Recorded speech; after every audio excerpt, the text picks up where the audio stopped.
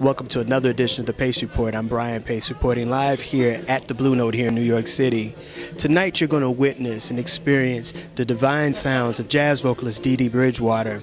Dee Dee Bridgewater is a two-time Grammy-Award winner as well as a Tony Award winner, and her palette of music ranges from Ella Fitzgerald to her current CD, which is a tribute to Billie Holliday. Papa may have but God bless the child that's got his own, that's got his own.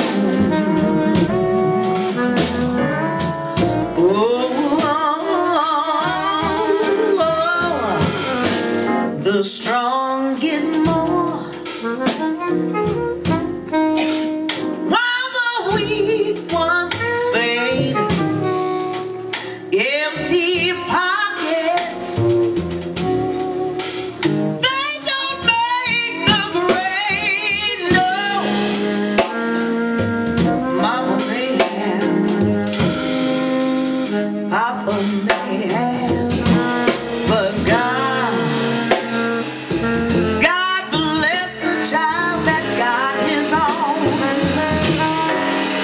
that's got his own.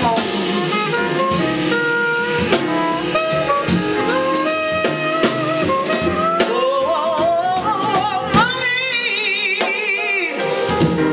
money, you got a lot of friends. This CD is probably by far one of the funkiest, the most outrageous, and one of the most charismatic discs I've heard you record in quite a while. The chemistry between the musicians and you on this are phenomenal. Oh yes, I agree. I was in heaven when I recorded this album with Christian McBride and James Carter and Louis Nash and Edsel Gomez, and Edsel did some fabulous arrangements, and we recorded it in 3 days in June, and just did from 1 to 5 each day because Louis Nash was working, and it was just a love fest.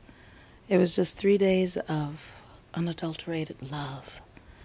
This came from the stage production that you did of Lady Day. Well, these are songs that I performed in the stage production, and originally my idea was that I would do an album of some of the songs from the play in a more contemporary way, and that was going to be in conjunction with the music from the play itself, because I had the option to do the play last year, and so I was going to do like a cast album and then have this one and have like a double CD, but I couldn't get the funds, and then the record company that distributes me, Universal, asked if they could hear the music.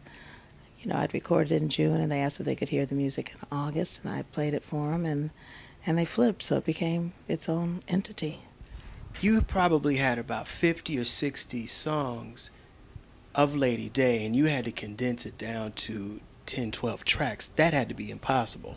Well, in the play, I sing 27 songs, and it's really like a one-woman show. There's a lot of dialogue, and it was not difficult for me to pick the songs. I just picked the songs that I was the most familiar with and comfortable with,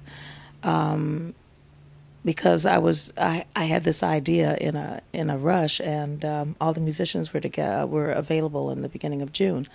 So Edsel got to writing the arrangements, and so it was really, I mean, those were the 12 songs that he got arranged that's on that album. It's that simple.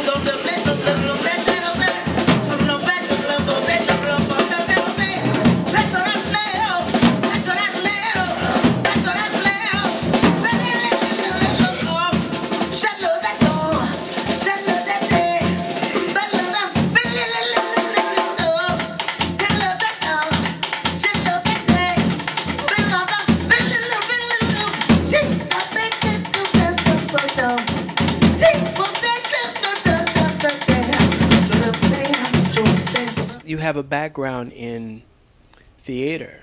You're a Tony Award winner from The Wiz. And tell me about your experience in 1975, 1976, about what you got out of that experience. You worked with the legendary Jeffrey Holder, and now in 2010 we have a play called Fela that's really putting not only African music out in the forefront, but it's putting people in color back on the Great White Way.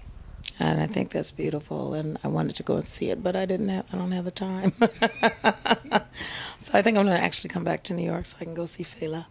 But, well, you know, I was part of the original cast of The Wiz, and the original director was Gilbert Moses. He passed away. And actually what stayed on Broadway was Gilbert's direction.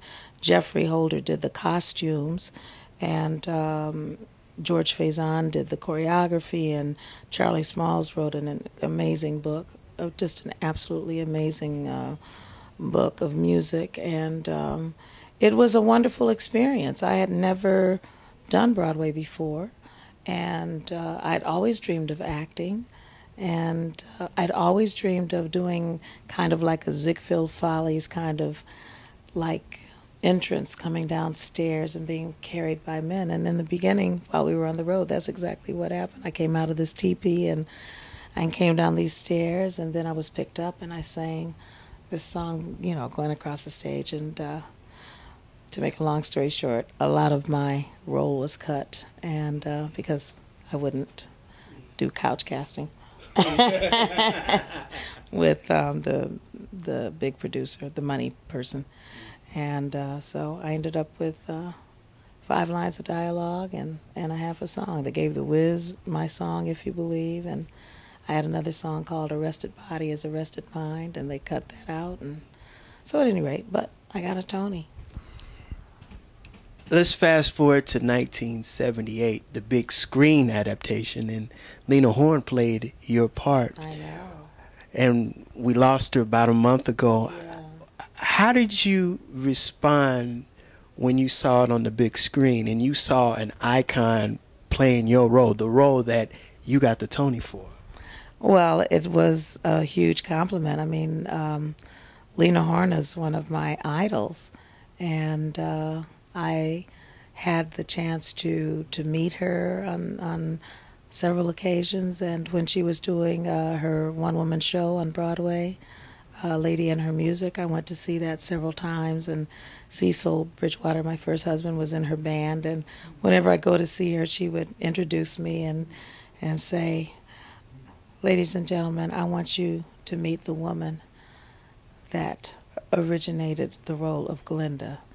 But I got her role and I got her man." And she would say it with that accent of hers. And I mean, it was just wonderful. That'll do it again for another edition of the Pace Report, reporting live here at the Blue Note here in New York City. I'd like to personally thank Dee Dee Bridgewater for her time and her hospitality, as well as the staff here at the Blue Note. As always, please visit my website, www.thepacereport.com, for my weekly column, as well as my past segments. Until next time, remember, if it's in the groove, it'll make you move. Until next time, peace. Your mama may have, Papa may have, but God bless the child that's got his own, that's got his own.